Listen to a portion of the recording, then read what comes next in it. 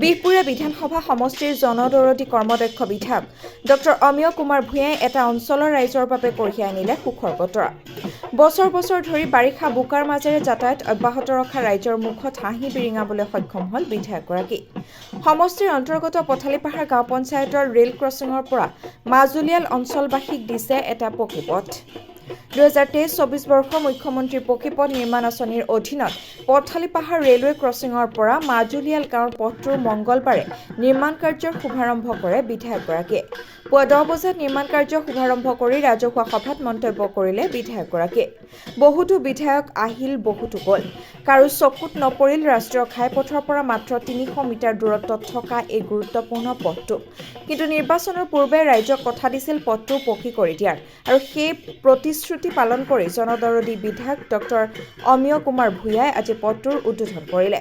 স্থানীয় ৰাইজৰ উপস্থিতিত বিধায়ক ডক্টৰ অমিয় কুমাৰ ভূঞাই ফিটা কাটি পথ নিৰ্মাণ কাৰ্যৰ শুভাৰম্ভ কৰে আৰু তাৰ পাছতে গণ্যমান্য ব্যক্তিসকলৰ উপস্থিতিত ৰাজহুৱা সভাত অংশগ্ৰহণ কৰে তেওঁ।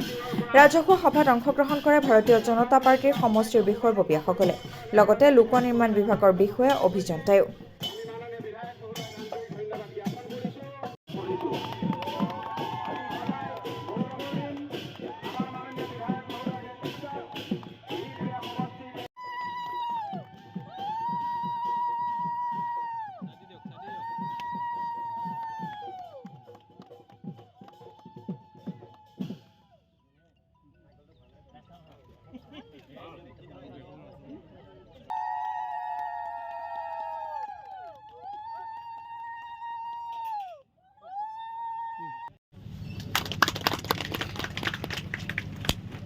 ইয়াৰ পাছতে মাজুলীয়াললৈ এটা পথ 2 কিলোমিটাৰ থাকি অধিক পথ আজি 20-25 বছৰে এই পথটো উপেক্ষিত হৈ আছিল, আৰু এই পথটো আমি পকী পথ হিচাপে নিৰ্মাণ কৰিবলৈ দিব পাৰে আজি নথৈ আনন্দিত হৈছোঁ।